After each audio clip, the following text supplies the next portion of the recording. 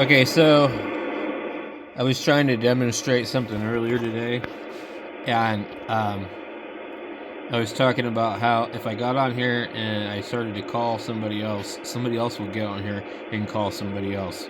But what actually would happen last time was my friend was actually driving around mobile, and it's just a big coincidence. But anyway, we'll just try this. Watch this.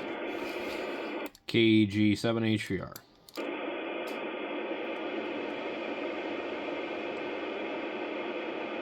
Now, it's 3:30 p.m. and a lot of times when I do this, this other guy will get on here and he'll call his buddy immediately, like almost as if he's calling me with the wrong call sign. It's very strange. Test 1, 2, 3, 4.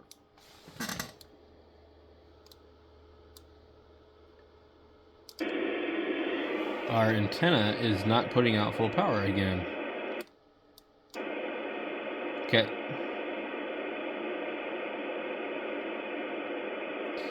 Unless I accidentally turned it down. Nope. Alright.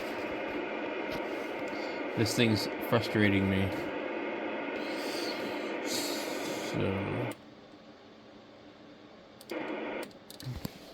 it's about 55 watts. Let's go to a different frequency and see if it reacts differently.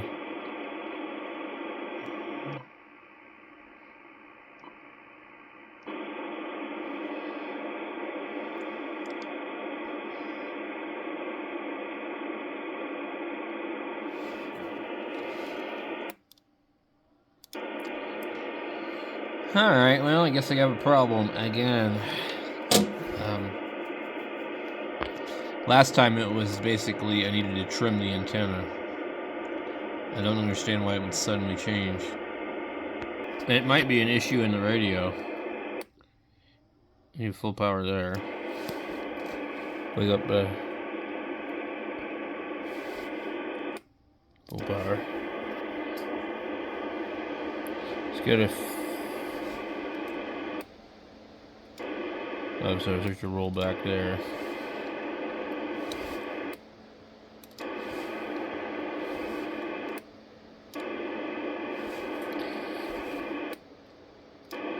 Okay. So we're making power lower down in the band again.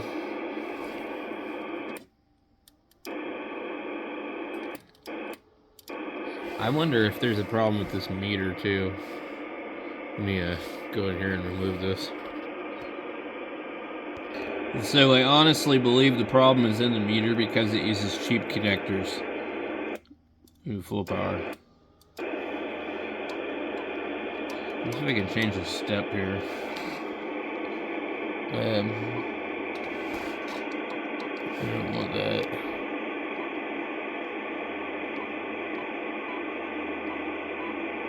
Alright, well.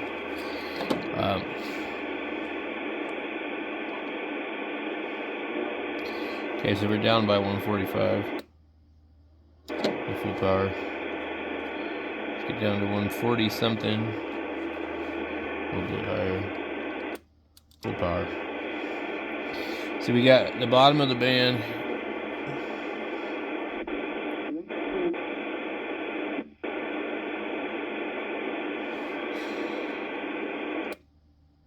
Ooh. So there's something that jumps off over here. There must be some band pass filtering. Guys, if we look at our band plan here for the 2-meter band, it ends at 148, they say, technically. But this thing is clicking over right here somewhere. I'll turn the volume off.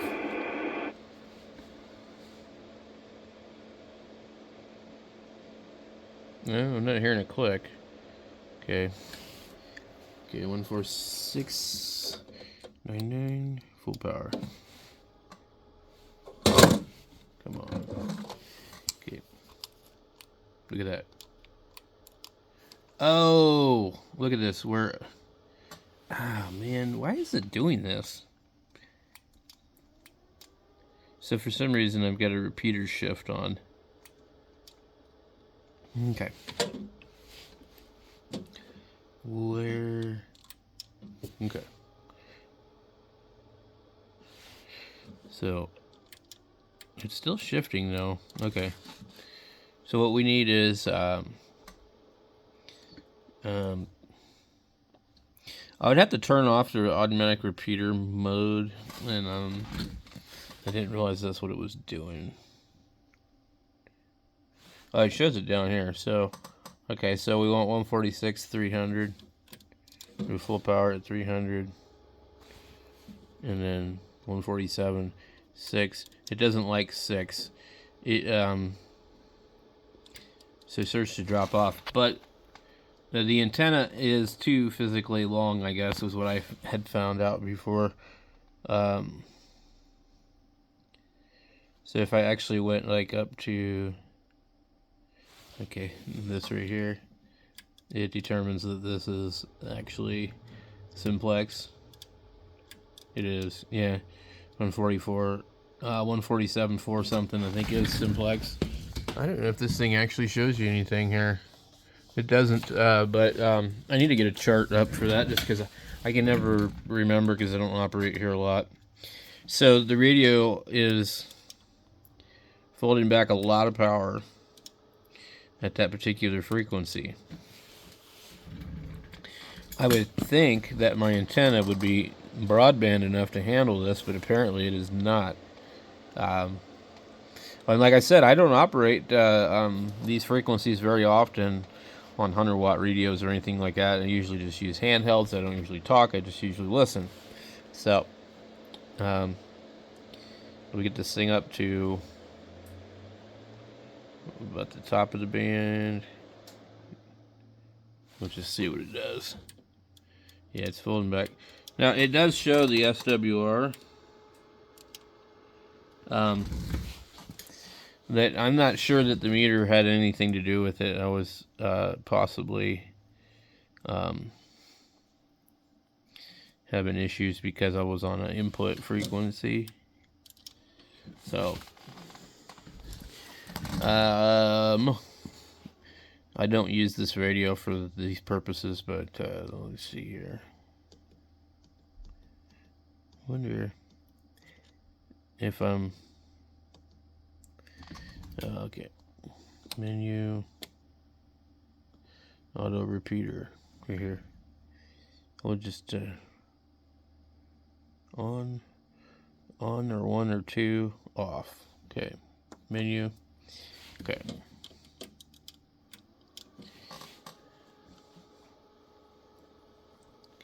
So let's see. So we're at 146. So we have full power. We'll go 147. We still have full power. We start to drop really fast. Somewhere right here.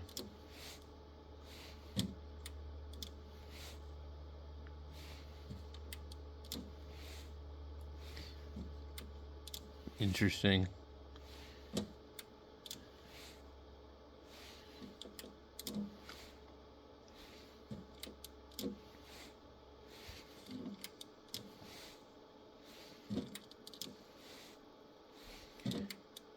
Okay. So we see where we're covered. We're still not 100%. Okay. So we basically are covering 147, 101. And what we're going to need to do is we're going to need to either pull out the MFJ antenna analyzer over here or use the nano VNA. So I'm going to guess that it should still be pretty good here. Yeah. Let's see.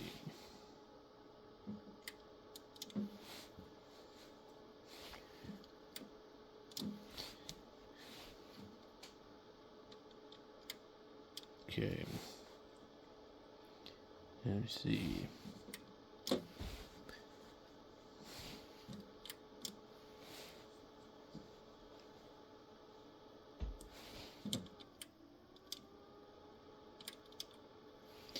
That's interesting.